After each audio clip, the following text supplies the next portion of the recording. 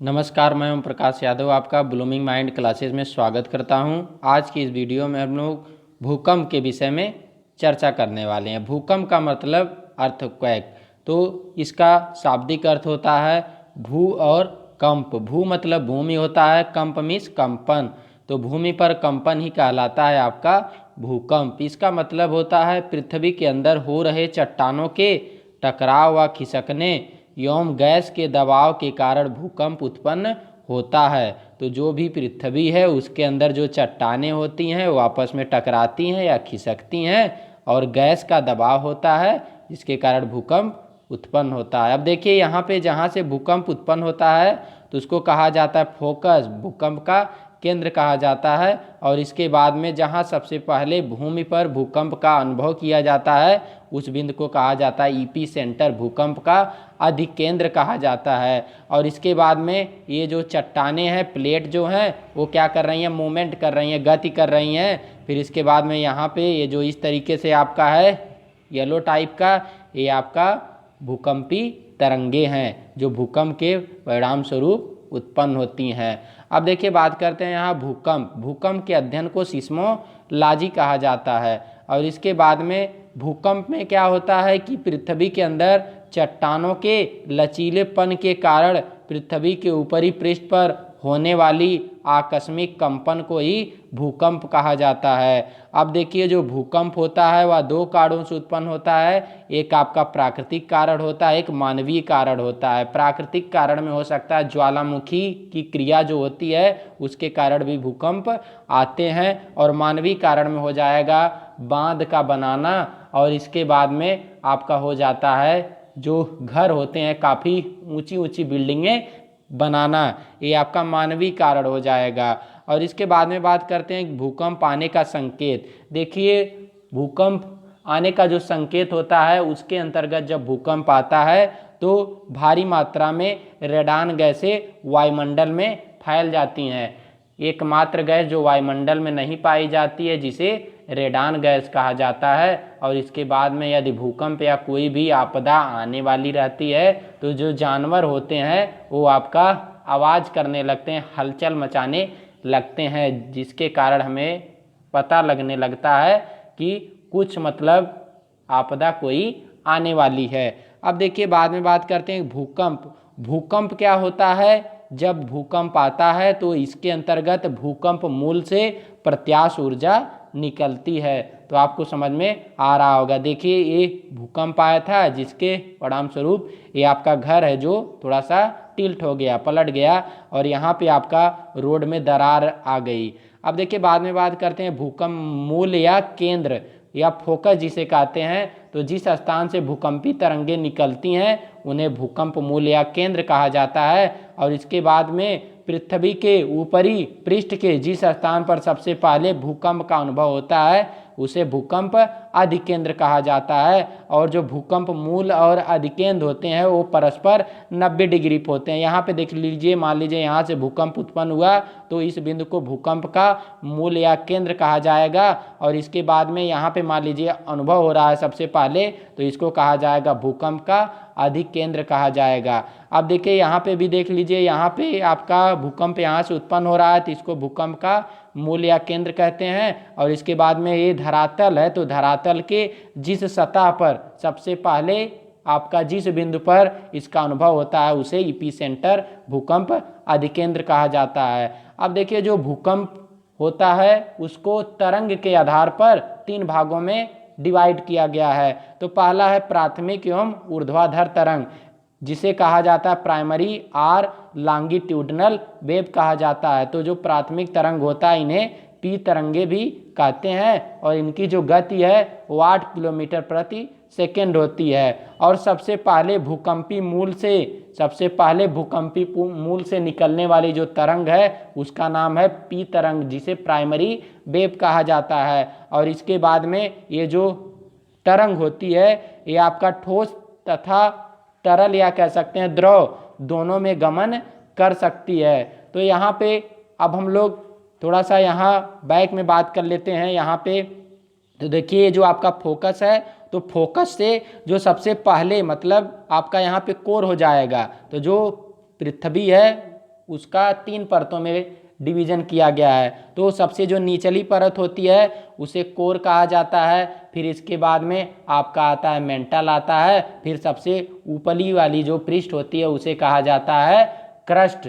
Crust कहा जाता है या कहा जाता है भूपर्पटी कहा जाता है। तो जो आपका प्राइमरी वेव होती है वो कोर से निकलती है। कोर से निकलने वाली जो वेव होती है प्राइमरी वेव, और सबसे पहले इनकी गति बहुत तीव्र होती है। तो सबसे पहले ये आपका अधिकेंद्र पर पहुंचती है। तो इस तरीके से आपको समझ में आ रहा होगा। फिर देखिए बाद में बात करते हैं द्वितीयक या अनुप्रस्थ तरंग।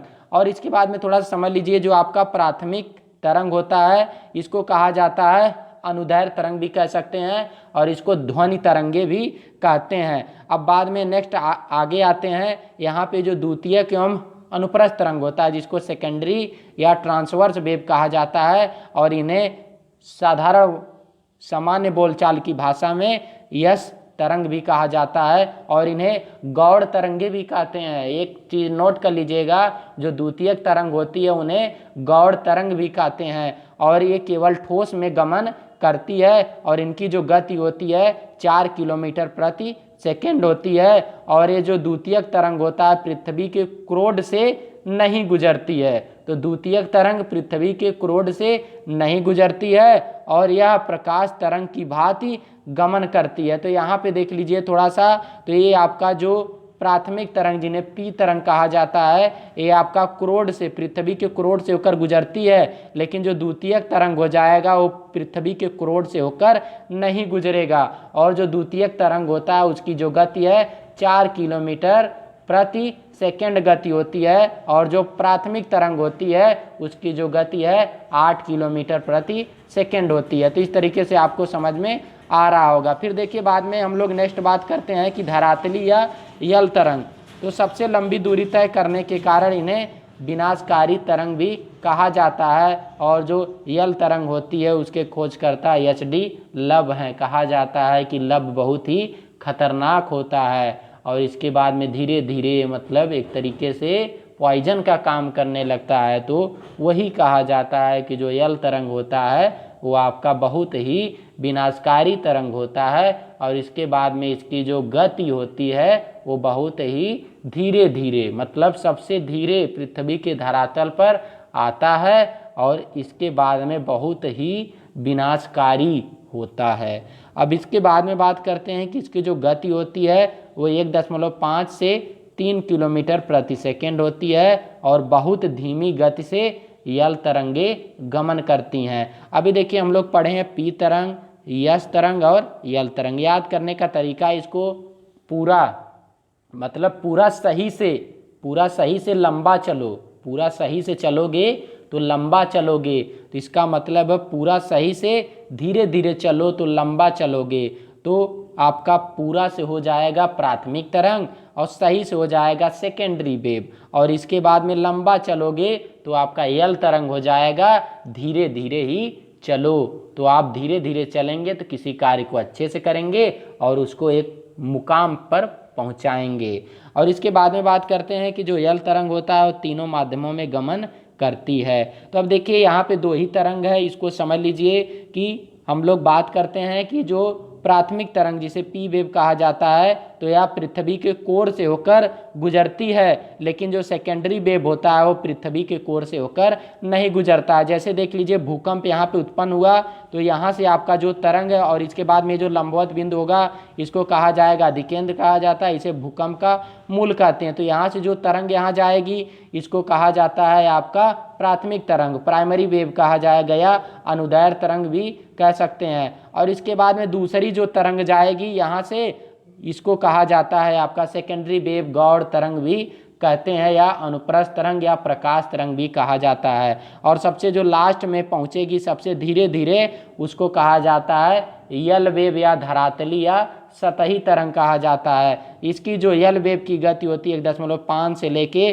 3 किलोमीटर प्रति सेकेंड होती है, और इसके बाद में जो प्राइमरी वेव होती है उसकी 8 किलोमीटर प्रति सेकेंड, और इसके बाद में जो सेकेंडरी वेव होती है उसकी जो गति है 4 किलोमीटर प्रति सेकेंड होती है। तो इस तरीके से आपको समझ में आ रहा होगा। फिर देखिए बाद में बात करते हैं कि भूकंप की तीव्रता को मापने वाला यंत्र कौन सा है, तो उस यंत्र का नाम है सिस्मोग्राफ। सिस्मोग्राफ के द्वारा भूकंप की तीव्रता को मापा जाता है और इसके बाद में भूकंप के मापन में 3 स्केल का प्रयोग किया जाता है। एक होता है रिक्टर स्केल, जिसको लघुगणकी मापक कहा जाता है। इसमें 0 से लेकर 10 तक 0 से लेकर 10 तक आपका जो है कि तीव्रता होती है। इसमें ये कहा जाता है कि पहली यदि कोई तरंग आती है और इसके बाद में दूसरी यदि इसमें आ रही है तरंग जिसका मापन किया जाएगा, तो वह उससे 10 गुना शक्तिशाली हो जाती है। फिर इसके बाद में बात करते हैं कि राशि फेरल स्केल होता है, फिर होता है आपका मर्केली स्केल। अब देखिए बाद में बात करते हैं कि भूकंप का वर्गीकरण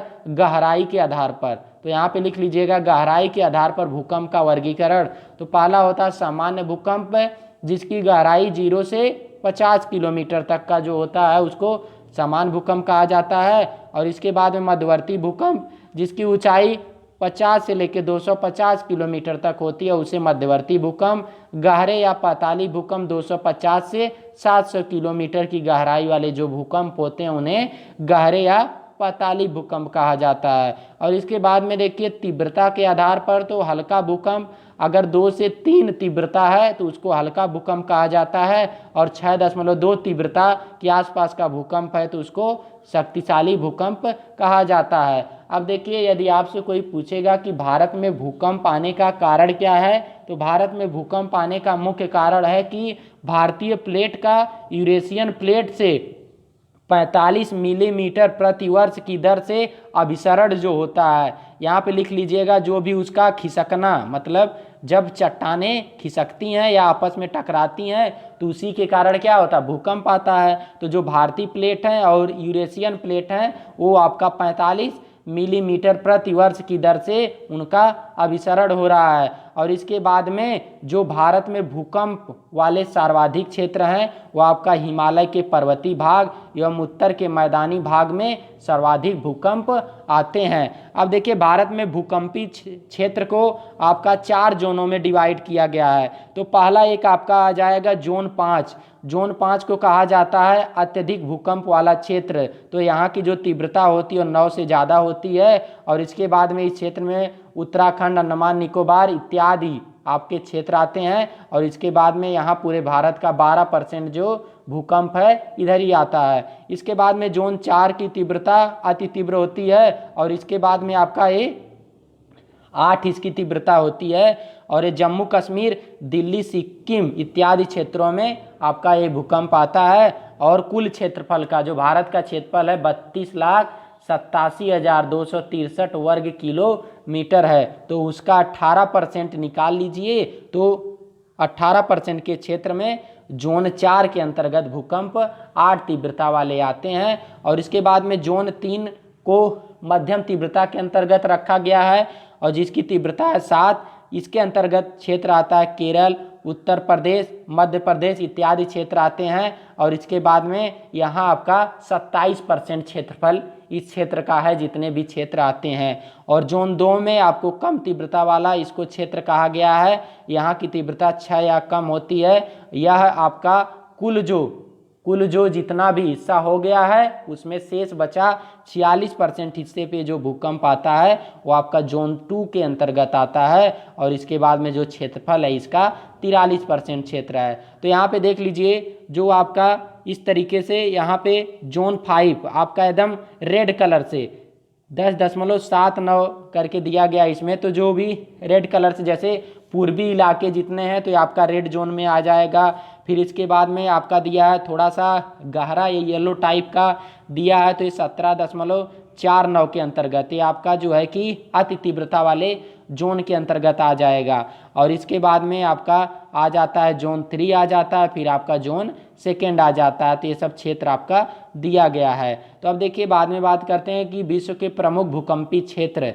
तो विश्व के जो भूकंपी क्षेत्र हैं उनको 4 भागों में बांटा गया है। पहला होता है परिप्रशांत महासागरीय पेटी, तो इसके अंतर्गत क्या होता है कि प्रशांत महासागर के चारों ओर वृत्ताकार क्षेत्र में भूकंप की अधिकता होती है। तो परिप्रशांत महासागरीय पेटी के अंतर्गत भूकंप इसलिए ज़्यादा मात्रा में आते हैं क्योंकि यहाँ पे सागर और इसके बाद भूमि का मिलन बिंदु होता है और यहाँ पे नवीन मोड़दार पर्वत पाए जाते हैं और इसके बाद में इन्हीं क्षेत्रों के अंतर्गत ज्वालामुखी भी पाए जाते हैं। इसलिए जो आपका परिप्रशांत महासागरीय पेटी होता है इसको रिंग ऑफ फायर के अंतर्गत घोषित किया गया है, माना जाता है और हिंदी में कहा जाता है जिसको अग्नि वलय कहा जाता है। यहाँ पे भूकंपी और ज्वालामुखी क्षेत्र आते हैं और इसके बाद में कुल विश्व में जितने भूकंप वाले क्षेत्र हैं उनका 63% जो भूकंप है वो आपका परिप्रशांत महासागरीय पेटी के अंतर्गत आता है, जिसमें विश्व में सर्वाधिक जापान में भूकंप आते हैं।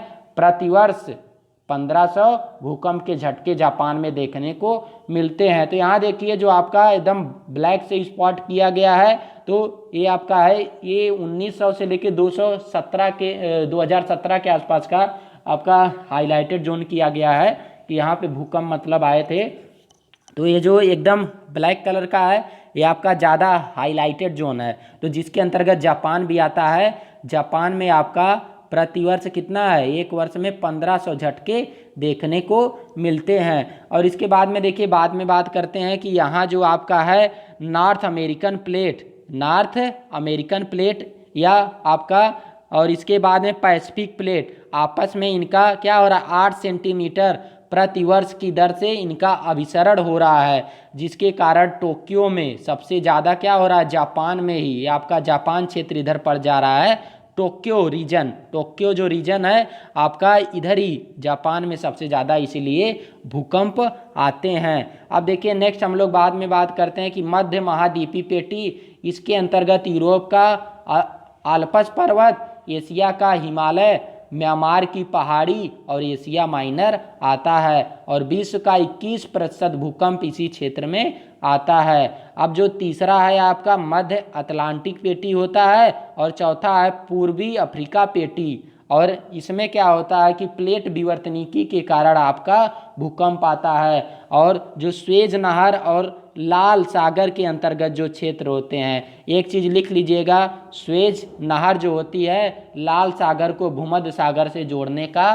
काम करती है। तो इस तरीके से आपको समझ में आ रहा होगा। तो दोस्तों आप लोग वीडियो को लाइक करिए, ज़्यादा से ज़्यादा शेयर करिए, चैनल को सब्सक्राइब किए हैं तो अच्छी बात है, बेल आइकन को दबाइए और अपने दोस्त से भी कहिए कि चैनल को सब्सक्राइब कर लें और बेल आइकन को दबा लें, जिससे उन्हें नेक्स्ट वीडियो का नोटिफिकेशन मिलता रहे। आप अपना सुझाव हमें कमेंट बॉक्स में कमेंट करके दे सकते हैं। तो धन्यवाद।